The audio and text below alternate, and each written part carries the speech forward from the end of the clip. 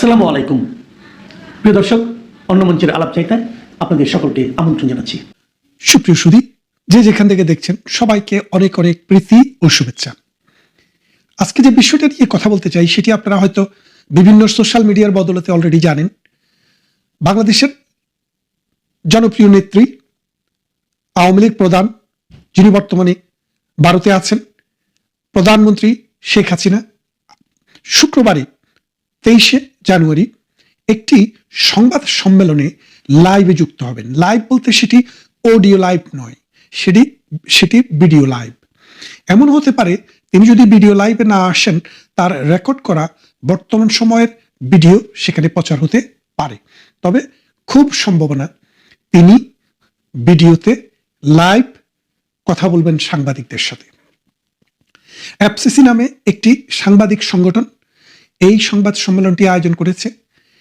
প্রধানমন্ত্রী শেখ হাসিনা কেন এই সময়ে সংবাদ সম্মেলনে বক্তৃতা দিচ্ছেন বা দেবেন, সে বিষয়টি নিয়েই কিন্তু একটু পর্যালোচনা করতে চাই, একটু আলাপ করতে চাই।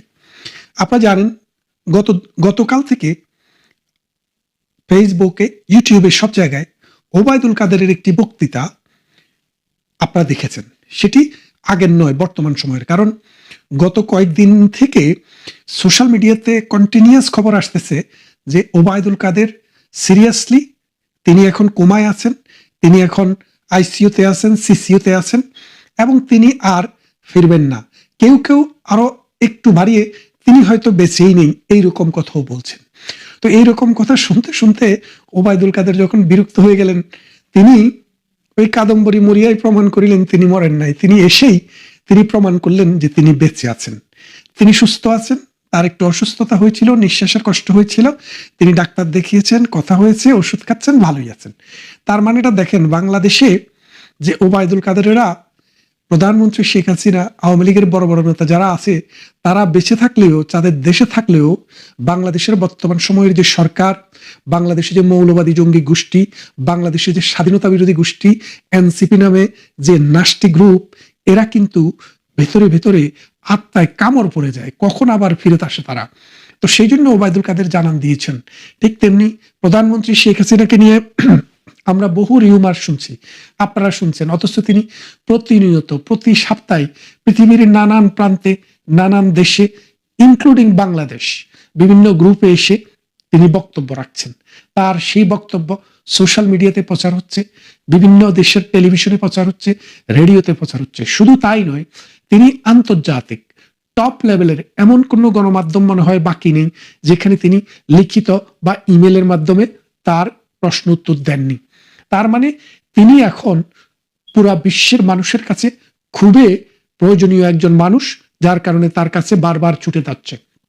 তা এখন প্রধানমন্ত্রী শেখ হাসিনার যে বক্তব্য, তার যে সংবাদ সম্মেলন, তার যে লাইভে যুক্ত হওয়া, এটার মূল প্রধান একটি কারণ হচ্ছে তিনি মানুষকে, তার কর্মীদেরকে যারা মিথ্যা ছড়াচ্ছে, মিথ্যা কথা বলছে যে এআই দিয়ে প্রধানমন্ত্রী সাজিয়ে কাউকে দিয়ে কথা বলানো হচ্ছে, প্রধানমন্ত্রী আসলে অসুস্থ, প্রধানমন্ত্রী আসলে নাই, প্রধানমন্ত্রী শেখ হাসিনা আসলে গায়েব, এই জন্য তিনি দেখিয়ে দিচ্ছেন যে আমার কর্মীরা, তোমরা মনোবল হারিও না, আমি বেঁচে আছি, সুস্থ আছি এবং আমার এই সুস্থ থাকাই তোমাদের জন্য, আগামী দিনের জন্য আমি যেন তোমাদেরকে নেতৃত্ব দিয়ে নৌকা যেন আমরা বন্দরে ভেরাতে পারি।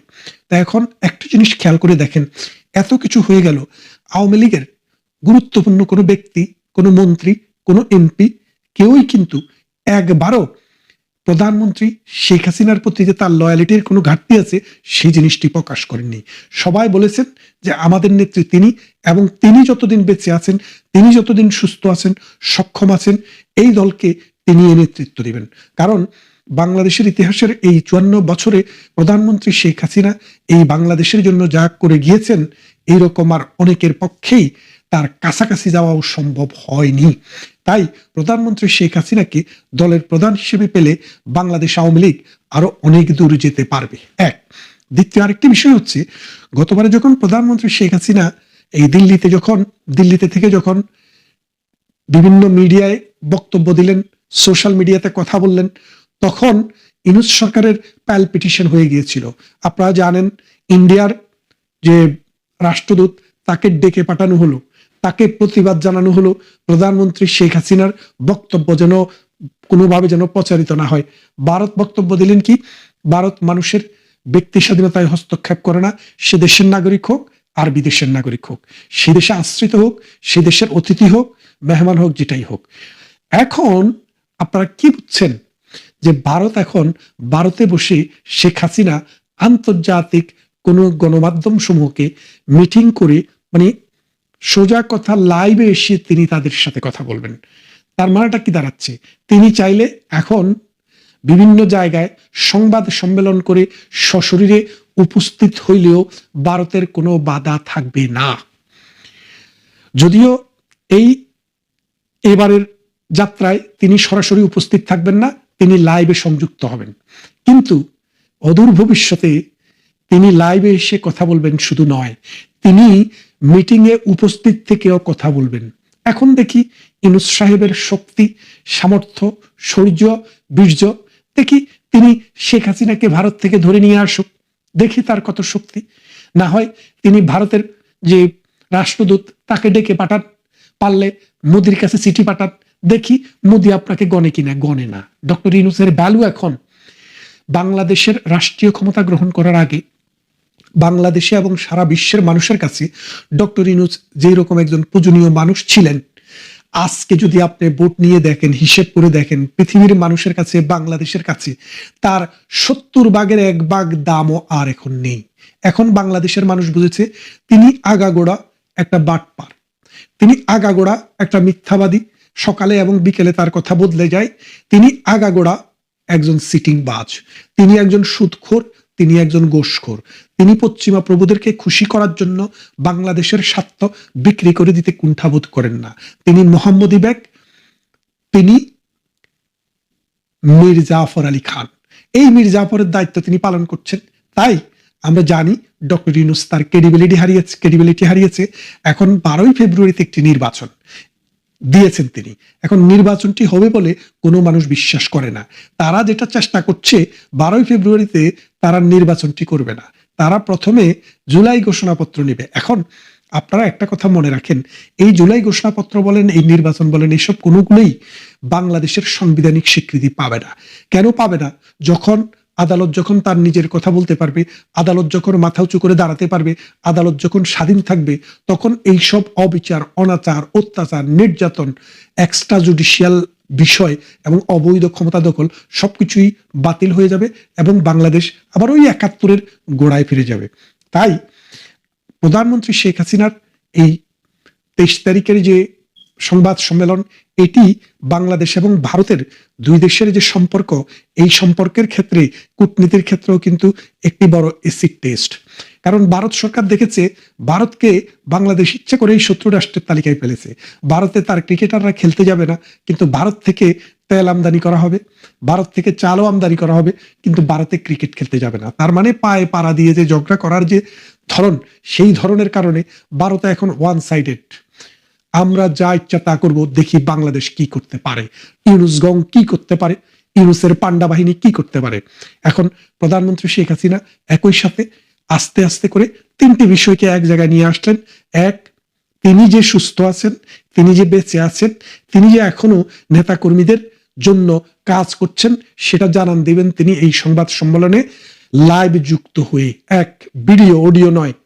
দ্বিতীয়ত, তিনি বাংলাদেশের এই যে আসন্ন নির্বাচন, এই নির্বাচনটি যে একটি ভুয়া পাতানো একটা নির্বাচন, সে বিষয়টিকে ক্লিয়ার করে জনগণের কাছে তুলে ধরবেন। তৃতীয়ত, ভারত এবং বাংলাদেশের যে দ্বিপাক্ষিক সম্পর্কের ক্ষেত্রে শেখ হাসিনা যখনই বক্তৃতা দেয় ভারতের বিরুদ্ধে, তখনই ভারতের রাষ্ট্রদূতকে ডেকে পাঠায়। ভারত দেখতে চায় বাংলাদেশ কতটুকু ডেকে পাঠাতে পারে, বাংলাদেশ কি করতে পারে, আমরা সেটা দেখতে চাই। এই 3টা বিষয় কিন্তু একসাথে এখানে প্লে হবে। আর আপনারা যারা এই অনুষ্ঠানটি দেখতে চান, আশা করি বাংলাদেশ আওয়ামী লীগের যে অফিসিয়াল পেজটি আছে সেখানে সেটি লাইভ যাবে, আপনারা সেখানে ঢুকে যে কেউ অনুষ্ঠানটি দেখতে পারবেন।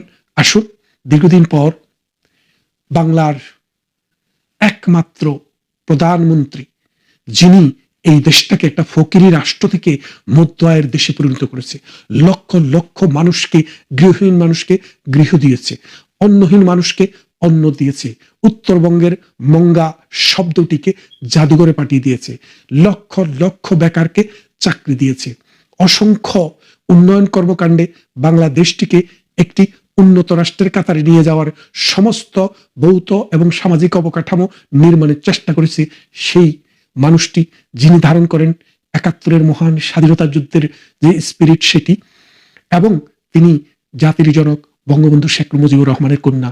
আসুন আমরা তার বক্তব্যটি শুনবো, সবাই মিলে শুনবো এবং সেটি শেয়ার করব। প্লাস আপনারা যারা বঙ্গবন্ধুর অনুসারী, প্রধানমন্ত্রীকে দেখলে আপনাদের মধ্যে একটি অনুপ্রেরণা কাজ করবে। ধন্যবাদ সবাইকে।